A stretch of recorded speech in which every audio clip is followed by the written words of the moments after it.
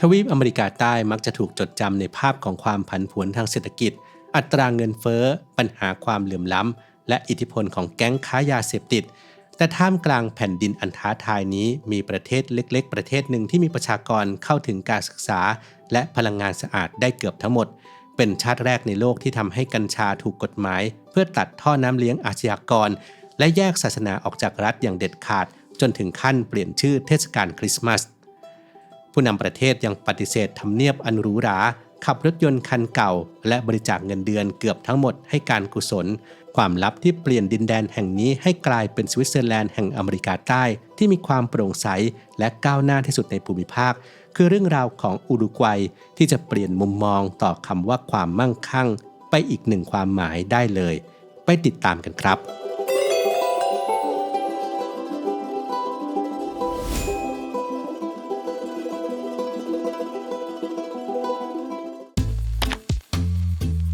ในเชิงภูมิศาสตร์อุรุกวัยเป็นประเทศที่เล็กที่สุดที่ใช้ภาษาสเปนเป็นภาษาหลักในทวีปอเมริกาใต้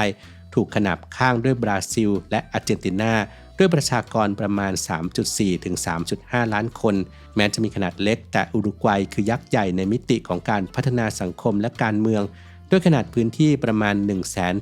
176,215 ตารางกิโลเมตรซึ่งใกล้เคียงกับภาคอีสานของประเทศไทยในปี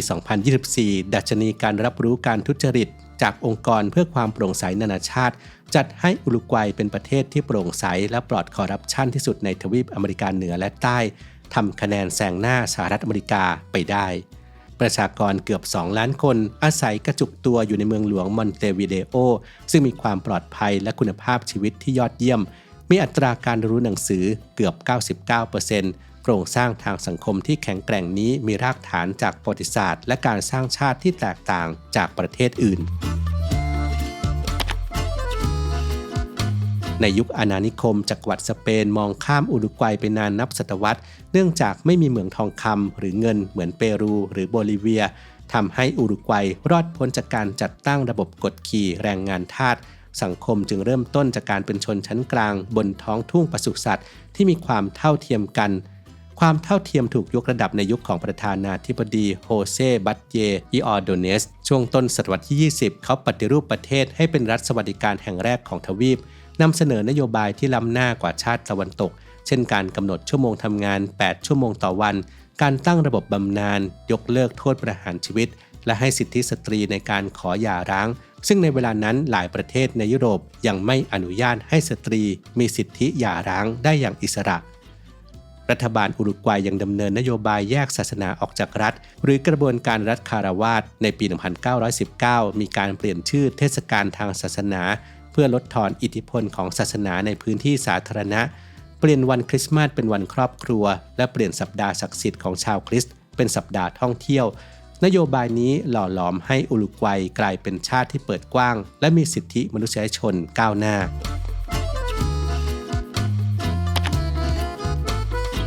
จิตวิญญาณของอุรุกวัยผูกพันกับเนื้อวัวแม้จะมีประชากรเพียง3ล้านกว่าคนแต่กลับมีวัวมากถึง 11-12 ล้านตัว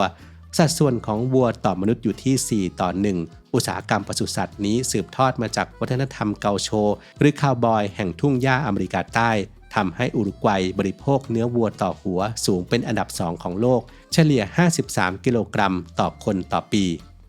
ตามท้องถนนผู้คนมักเดินหนีบกระติกน้ำร้อนไว้ใต้รักแร้และถือถ้วยชาที่มีหลอดกรองโลหะเพื่อดื่มเยอร์บามาเต้เครื่องดื่มประจำชาตินักเรียนคนทำงานและนักฟุตบอลระดับโลกล้วนพกชามาเต้ติดตัวอยู่เสมอ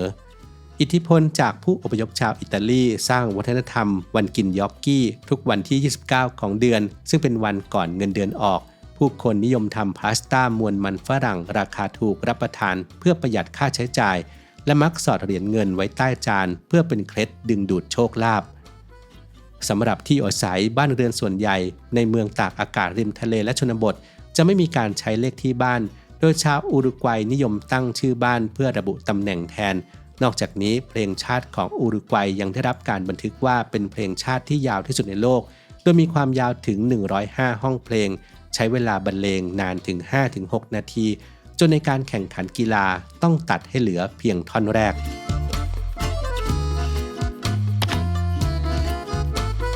วัฒนธรรมทางการเมืองของอุรุกวัยมีแนวทางการขับเคลื่อนประเทศที่เรียกว่าอาลาอุรุกวัยหมายถึงการทำสิ่งต่างๆอย่างช้าๆเน้นการถกเถียงและสร้างฉันทามติร่วมกัน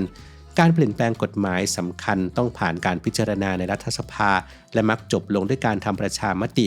ความเชื่องช้านี้คือเคล็ดลับความมั่นคงเมื่อนโยบายถูกประกาศใช้จะกลายเป็นรากฐานที่แข็งแกร่งอุรุกวัยสามารถเปลี่ยนผ่านอำนาจระหว่างพรรคฝ่ายซ้ายอย่างพรรคบอร์ดฟรอนต์และพรรคฝ่ายขวากลางอย่างพรรค National Party ได้อย่างสันติตลอดหลายทศวรรษโดยไม่เกิดการล้มล้างนโยบายของรัฐบาลชุดก่อน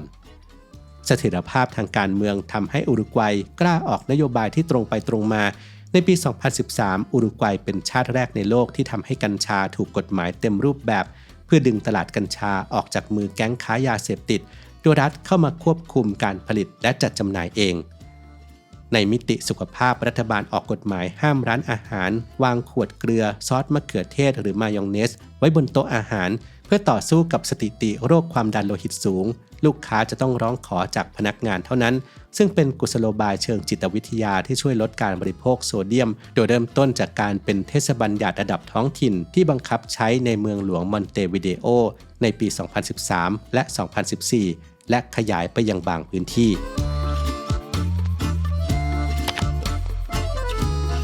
เสถียรภาพทางการเมืองช่วยให้อุรุกวัยวางแผนระยะยาวระดับทศวรรษได้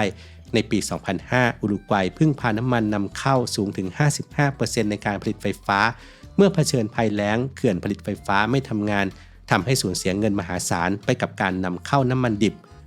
รามอนเบนเดสนักฟิสิกส์อนุภาคได้เข้ามาเป็นผู้อำนวยการด้านพลังงานรัฐบาลดำเนินกลยุทธ์ดึงดูดการลงทุนจากภาคเอกชนโดยทำสัญญาการันตีรับซื้อไฟฟ้าในระยะยาว 20 ปีแต่โครงสร้างพื้นฐานยังเป็นของรัฐกลยุทธ์นี้ช่วยลดความเสี่ยงให้นักลงทุนทำให้เกิดการสร้างโรงไฟฟ้าพลังงานลมและแสงอาทิตย์อย่างรวดเร็วปัจจุบันอุรุกวัยผลิตกระแสไฟฟ้าจากพลังงานหมุนเวียนได้ถึง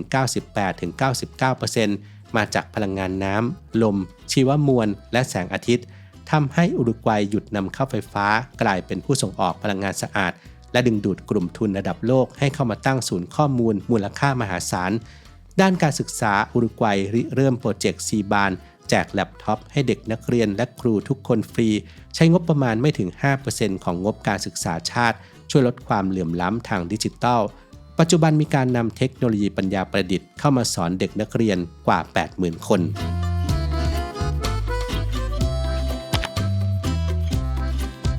นวัตกรรมและสถาบันของอุรุกวัยยังเผชิญบททดสอบจากความท้าทายในยุคปัจจุบัน